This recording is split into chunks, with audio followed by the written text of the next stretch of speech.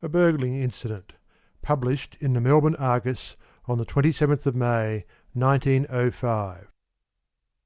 Snorky, as described by Mr. Arthur Morrison in Pall Mall magazine, tells a very interesting tale of his experiences as a burglar.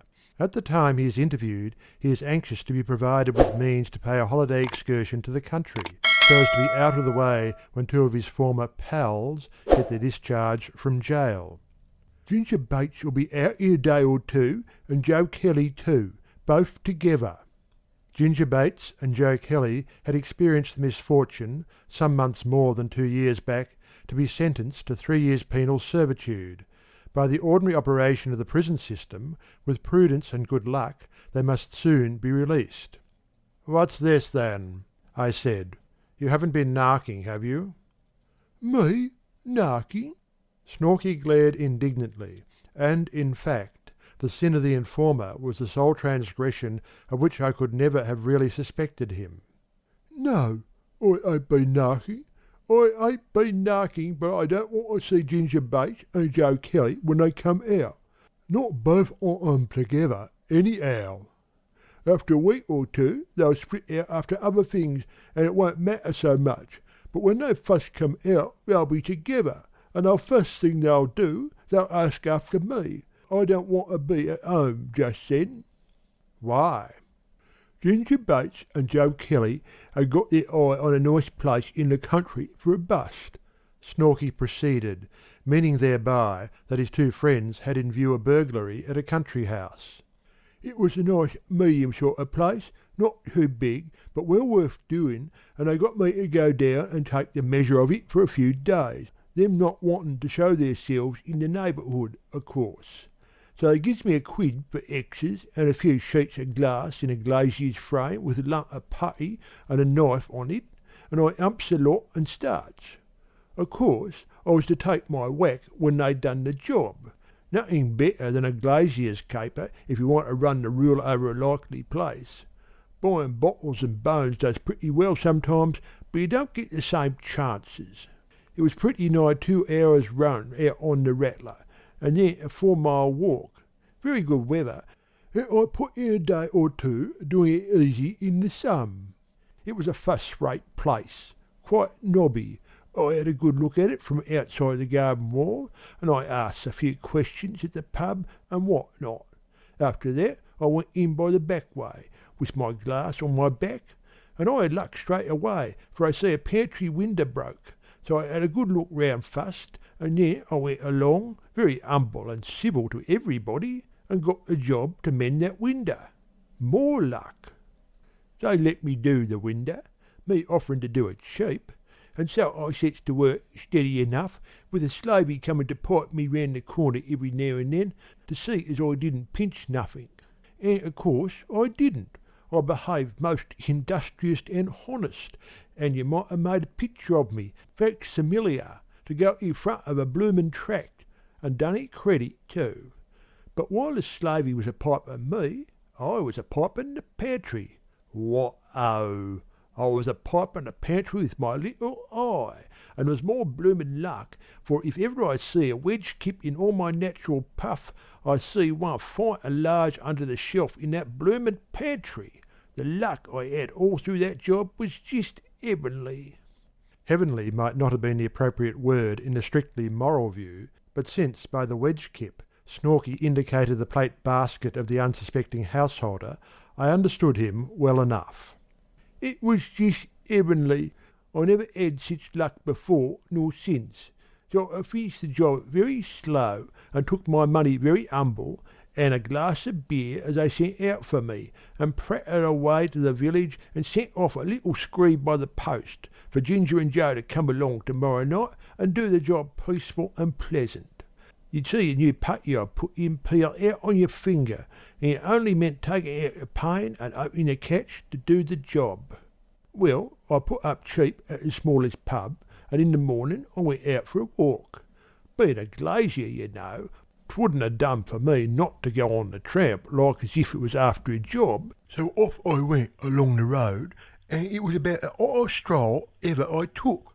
It was a hot day, without any extras, But you don't know what a hot day's like till you tramp in it with the sun on your back and 2 or 3 thicknesses of window glass for it to shine through. I took the loneliest road out of the village, not wanting to be called on for another job, and not wanting to be seen more'n I could help."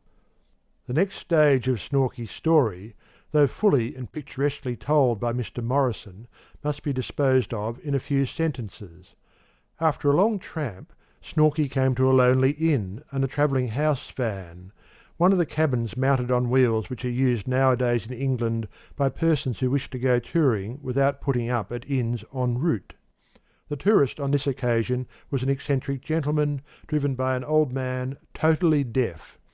After the van had passed the inn, Snorky followed it up, and to his surprise came upon the tourist at a lonely spot, stark naked. The tourist had got down to take a bath in a portable bath, which he carried in the van. While he was enjoying himself, the deaf driver had driven off absent-mindedly with the tourist's clothes.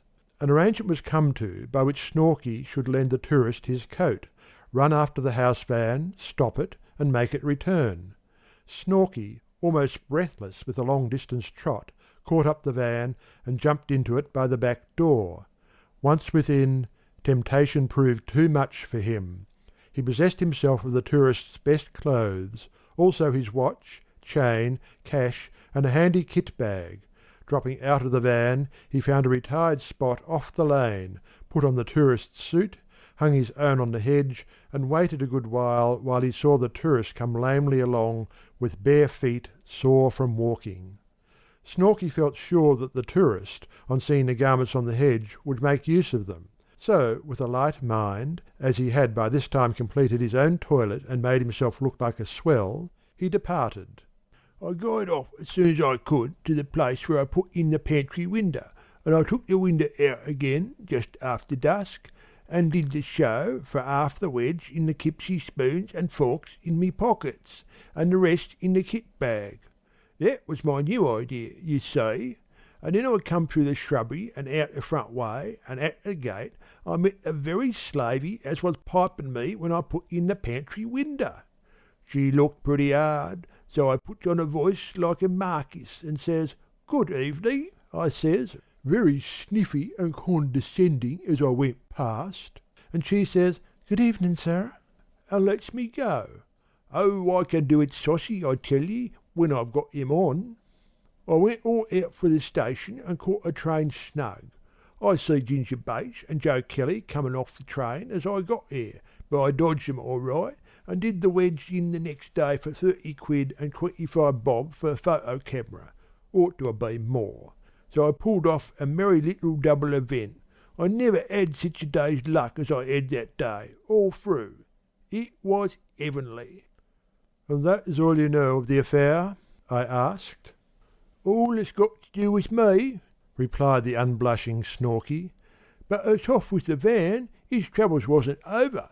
He was in the papers next day, locked up for housebreaking. It seems they missed the stuff out of the plate basket soon after I'd gone, and the slavey that piped me going out gave a description of me in the nobbly tweed suit, and someone remembered seeing just such a bloke go past in a carry van. It may have fetched novelty for the halfpenny papers. Gentleman burglar in a travelling van, especially when he was found disguised as a glazier in my old clovers, and his frame of glass discovered concealed in a ditch. That did it pretty plain for him, you see. He turned up first like a glazier and reconnoitred, and then he come along dossed up to clear out the stuff. Plain enough. It was quite a catch for a bit, but it didn't last. The Rozzers had to let him go. But they didn't let Ginger Bates and Joe Kelly go, though. Not them. Them two unfortunate speculators prowled about looking for me for some time, and about 12 o'clock at night they sailed in to do the job without me. Well, you see, by then it was a bit late for that place. The people was up all night listening for burglars everywhere, and there was 2 policemen there on watch as well. So Ginger Bates and Joe Kelly was collared holus bolus, and thereby prevented raining unproper claims to stand with what I'd scraped up myself.